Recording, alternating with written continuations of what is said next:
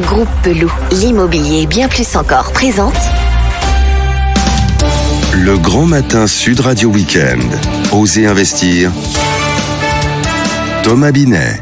Bonjour, vous êtes sur Sud Radio et vous écoutez Osez investir, votre rendez-vous hebdomadaire sur l'investissement réussi. Achat, vente, conseil et innovation, tout pour vous accompagner dans vos choix de placement. Bonjour Thomas Binet. Bonjour Philippe. Au sommaire de ce 22e numéro. Tout d'abord, le tour du propriétaire avec les informations prioritaires de la semaine. Le professionnel de la semaine, nous recevons Philippe Taboret. Absolument Philippe, pour ce 22e numéro d'Osez investir, nous recevons Philippe Taboret, directeur général adjoint de la CAFPI, courtier en prêt immobilier. Le coin de l'expert. Cette semaine, notre consultant est Claire Juillard, sociologue qui vient pour la première fois sur notre plateau pour nous parler des prix dans l'immobilier. Et le dernier sujet sera la clé de la semaine. Nous allons parler consommation d'eau et c'est dans un instant. Le tour du propriétaire, les informations prioritaires de la semaine, les logements neufs devront mieux résister aux canicules. Les modalités doivent encore être définies pour l'entrée en vigueur d'ici le 1er janvier 2021. D'ici là, une nouvelle réglementation environnementale appelée RE 2020 sera en place pour la construction de logements neufs. Le but est de réduire les émissions de CO2 des bâtiments et d'améliorer leur performance énergétique. L'accent sera mis sur la performance de l'isolation, qu'importe le mode de chauffage installé dans le bâtiment concerné. La baisse du taux du livret A va générer 300 millions d'euros supplémentaires pour les HLM. Le taux du livret A est passé de 0,75 à 0,50 depuis le 1er février 2020. Une mauvaise nouvelle pour les 55 millions de Français détenteurs d'un livret A, mais en revanche une bien meilleure pour les HLM car ce nouveau taux va permettre de construire 17 000 logements sociaux supplémentaires en 2020 et d'en rénover 52 000 chaque année. Plus le taux de placement des Français est bas, plus les conditions de crédit dont bénéficient les HLM sont donc avantageuses. Cette semaine, Thomas, vous recevez Philippe Taboret. Oui Philippe, cette semaine, notre invité est Philippe Taboret. Vous êtes le directeur général adjoint de CAFPI, vous êtes donc courtier en crédit. Votre société est composée de 1500 collaborateurs répartis à travers 230 agences. En 2019, vous avez finalisé 40 000 dossiers représentant 9 milliards d'euros de crédits signés. Bonjour Philippe Taboret. Bonjour messieurs, bonjour Thomas. Madame. Mi-janvier, Philippe Taboret, dans le 18e numéro d'Osez investir, nous annoncions que les établissements financiers ont reçu comme directive de faire attention dans les octrois de prêts. À savoir que les mensualités devraient être plafonnées aux 33% des revenus de l'emprunteur et que la durée des prêts ne doit pas dépasser les 25 ans. La conséquence serait d'exclure 100 000 ménages des crédits immobiliers et tout particulièrement les plus modestes. Franchement, est-ce sérieux cette mesure, Philippe Taboret ? Alors, bien sûr, vous parlez à un courtier, donc je vais vous dire non. Évidemment, il faut aider les gens à accéder à la propriété, c'est le rêve des Français. Et pourquoi les brider sur l'accession à la propriété alors que les taux sont historiquement bas ? Les Français sont intelligents, ils empruntent à des taux qui sont inférieurs à 1%. C'est-à-dire qu'ils vont pouvoir se loger pour maintenant et préparer leur retraite dès à présent avec des taux d'accès à la propriété qui sont extrêmement bas. Pourquoi brider cette accession à la propriété ?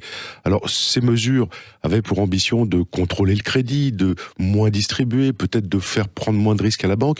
Et on apprend de la Banque de France cette semaine que le risque n'a jamais été aussi bas en France d'impayé sur les crédits immobiliers. C'est quand même incroyable d'entendre des choses aussi paradoxales. D'une part, et puis d'autre part, on dit aussi que les banques avec les taux bas ne marchent plus, et puis on déclare des bénéfices de la Banque Populaire et Caisse d'épargne record avec plus de 8 milliards de bénéfices. Sur le premier trimestre, c'est absolument hallucinant. Alors justement, vous avez parlé de la Banque de France. Est-ce qu'on n'est pas en train de revivre en fait une petite guerre entre la Banque de France et les banques sur le dos des emprunteurs en définitive ? Oui, enfin, on sait d'où ça vient. Il y a une volonté de préparer l'avenir. On sait que l'avenir est un peu inquiétant avec ces taux négatifs. On ne sait pas où on va. L'organisation bancaire doit se réformer aussi. On sait qu'il va y avoir des rapprochements de banques. Prochainement, en Europe, les choses sont en train de bouger. Donc, bien évidemment, la Banque de France doit mesurer ses risques et doit effectivement être prudente. Il est certain. Maintenant, d'invoquer l'idée que les banquiers doivent être contrôlés, administrés avec des... Alors, pour l'instant, on parle de préconisation. Mais de préconisation, est passé à la menace de nécessité de mettre plus de fonds propres pour pouvoir garantir ces crédits qui dépasseraient 25 ans ou pour lequel l'endettement serait trop élevé. C'est ridicule. Il n'y a aucun banquier en France qui prête à risque. Ça n'existe pas. Et nous, courtiers intermédiaires, on a un double contrôle de risque puisqu'on va vérifier que le dossier est bien constitué et que l'emprunteur ne prend pas ce risque d'impayé. Donc Alors justement, Philippe Tabouret, vous commencez à parler de votre métier courtier en crédit. Oui. En quelques mots, est-ce que vous pouvez nous expliquer la distinction qu'on peut faire entre le métier de courtier en crédit directement une banque pour un auditeur qui aujourd'hui se dit demain je veux m'acheter ma maison, pourquoi je viendrais chez vous ou chez un de vos confrères ? Tout simplement parce que c'est maintenant une habitude de consommation. Depuis l'Internet, les gens ont pris l'habitude de comparer. Et le produit bancaire, le crédit immobilier est un produit. Et le produit doit être comparé. Donc nous, courtiers, nous offrons la comparaison des produits, peut-être leur optimisation. Et puis, à côté de ce conseil financier, il y a tout l'accompagnement. On a vu la banque se désengager dans la relation client ces dernières années, fermeture d'agence, moins d'expertise face aux clients. Eh bien, nous avons pris cette place puisque nous ouvrons des agences, nous accueillons les clients et nous passons du temps avec eux. Donc, il y a à la fois le service et les conditions. Vous me confirmez bien que 40% des crédits en France sont globalement faits via un courtier ? Aujourd'hui, on est à 40% de part de marché globalement. Une enquête récente d'un de nos confrères prouve même que sur les 3 dernières années de crédit, on est passé au-delà des 50%. Et c'est peut-être ce qui crée cette tension aujourd'hui dans la relation banque-courtier d'ailleurs. Alors, vous avez commencé aussi tout à l'heure à parler des taux. Est-ce que vous avez le sentiment qu'en 2020, ils vont remonter ? Non, aucun risque là-dessus. Ils remontent un petit peu sur cette fin d'année parce que les banquiers ont augmenté un peu leur marge, ce qui est très simple pour le marché. On doit gagner de l'argent sur tous les produits, même le crédit immobilier. Ils étaient trop bas. Mais aucun risque de remonter des taux puisque les banques centrales qui orchestrent les taux d'intérêt d'emprunt immobilier aujourd'hui, à travers les taux d'origine distribués et offerts aux banques, n'a pas de raison de changer sa politique. Pas d'inflation, pas de croissance, veut dire pas augmentation des taux dans l'année qui vient. Alors, quelles sont les solutions pour un emprunteur lambda pour pouvoir financer son acquisition ? On parle de produits financiers. Qu'est-ce que vous pouvez vous proposer à la CAFPI ou chez vos confrères pour être très concret ce dimanche matin pour un auditeur ?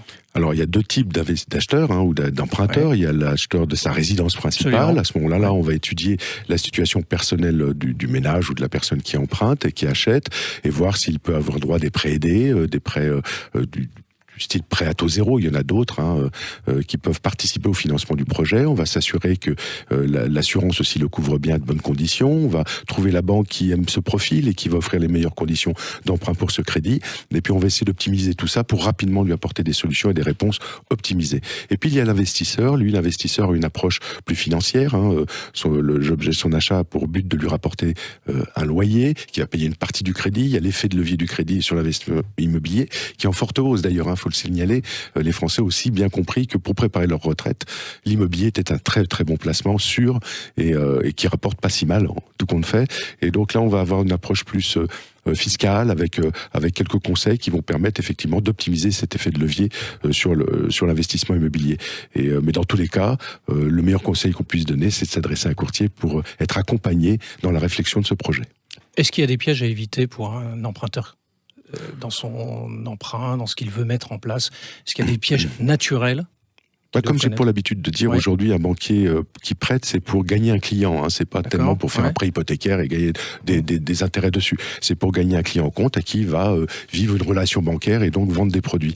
Et pour cela, il faut bien évidemment présenter son meilleur profil quand on veut emprunter, c'est-à-dire ne pas avoir de découvert, ne pas être engagé par des crédits un peu partout, avoir une vie raisonnable. Enfin voilà, il faut avoir des comptes qui vivent bien, de façon à ce qu'on puisse espérer obtenir de ce client une épargne, des investissements, etc., etc. Donc non, nous on va le conseiller, on va préparer ce dossier pour qu'effectivement il présente le meilleur profil. Philippe Tabouret, nous allons passer à la question bonus. Pendant toute la durée de votre interview, notre consultant Bernard Cadot, spécialisé en logement, vous a écouté et une question à vous poser. Bernard Cadot, Philippe Tabouret est prêt à vous répondre. Bonjour Philippe Tabouret. À l'avenir, selon vous, le financement immobilier qui passe aujourd'hui par un modèle Internet et point de vente, qui pourrait demain être uniquement intermédié sur Internet ? C'est pas un produit de... Bonjour Bernard, c'est pas un produit de consommation, le crédit, c'est un produit d'engagement à vie. On va s'endetter à un tiers de ses revenus pour un tiers de sa vie quand on fait un crédit, et c'est sa résidence principale, ce qui va abriter toute la famille. Donc on le prend pas à la légère, et Internet aujourd'hui n'offre pas les garanties ni le contact nécessaire à faire cet engagement. Il faut encore cette relation humaine. Alors pour combien de temps? Peut-être, si tu me parles dans 50 ans, je pense qu'effectivement il y aura des choses qui auront tellement évolué qu'on sera peut-être sur le tout automatique.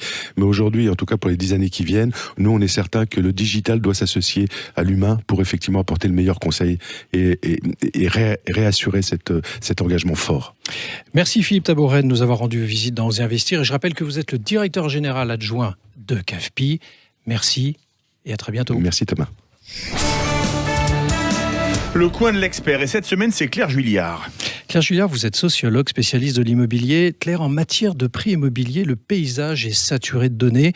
Elles sont difficilement comparables et reposent sur des biais de construction. Vous dites que parler de prix immobilier, c'est parler au passé. Qu'est-ce que cela signifie en définitive ? Alors, je commencerai par rappeler qu'un logement n'a pas de valeur intrinsèque. Sa valeur, son prix, tient plutôt d'un compromis. C'est le point de rencontre entre l'offre et la demande, l'acquéreur et le vendeur à un instant T. Or, il se trouve que l'information sur les prix des logements emprunte un chemin de plusieurs mois avant d'être délivrée sous forme de statistiques. Du coup, l'effet retard est purement mécanique, ce qui est assez gênant dans un marché qui évolue vite comme actuellement. Le numérique n'y fait-il rien ? Alors, c'est vrai qu'aujourd'hui, indéniablement, le retard tend à se réduire grâce au numérique, mais le numérique n'est pas magique et y recourir va pas non plus toujours de soi. Par exemple, les annonces immobilières que les portails numériques publient en continu sont encore peu exploitées pour faire des statistiques de prix parce qu'elles offrent des informations sur les prix proposés par les propriétaires alors que la norme retient les prix conclus avec les acquéreurs comme critère d'analyse. D'accord. Y a-t-il d'autres biais que celui du prix conclu dans le passé quand on parle de prix immobilier au présent ? Il y en a d'autres, oui. Par exemple, dans les statistiques, les prix s'expriment en net vendeur, c'est-à-dire hors frais d'enregistrement, hors frais de transaction. C'est aussi une norme qui crée un gap entre les statistiques et les prix des annonces immobilières qui, elles, comprennent généralement les frais d'agence.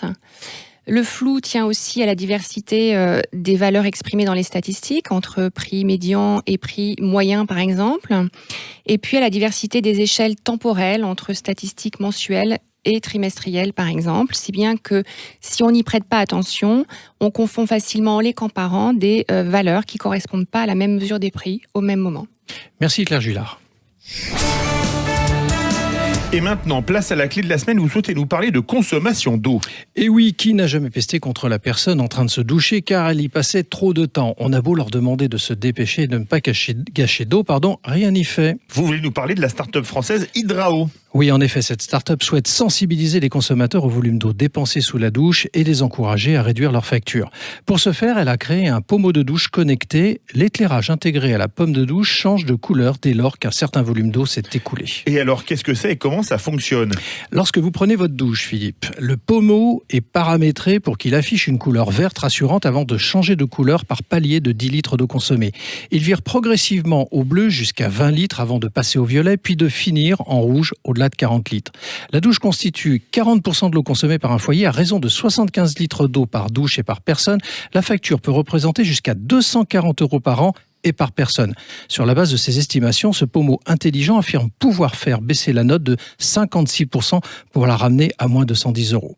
Une application pour le téléphone a également été créée et permet d'avoir des profils spécifiques pour tous les membres du foyer, par exemple en fonction du temps qu'ils accordent pour se laver les cheveux. Il faut compter entre 69 et 99 € en fonction des modèles de pommeau, vite rentabilisés par les économies réalisées. Voilà, c'était le 22e numéro d'Ose Investir, l'hebdo de l'investissement réussi. Merci de nous avoir suivis. Vous pouvez retrouver l'intégralité de l'émission sur sudradio.fr dans la rubrique podcast ou sur vos smartphones en téléchargeant l'application Sud Radio, mais également sur oserinvestir.fr où vous retrouverez l'émission ainsi que les anciennes et bien plus encore.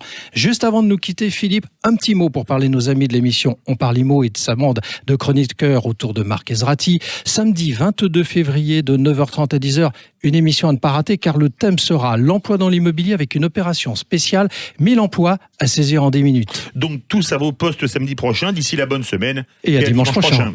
Besoin d'un spécialiste en immobilier ? Depuis plus de 50 ans, le groupe Pelou est le partenaire de toutes vos opérations immobilières. Avec 3 structures complémentaires qui vous apportent des solutions immobilières sur mesure. Besoin d'informations ? Retrouvez-nous sur groupepelou.com. Groupe Pelou, l'immobilier et bien plus encore.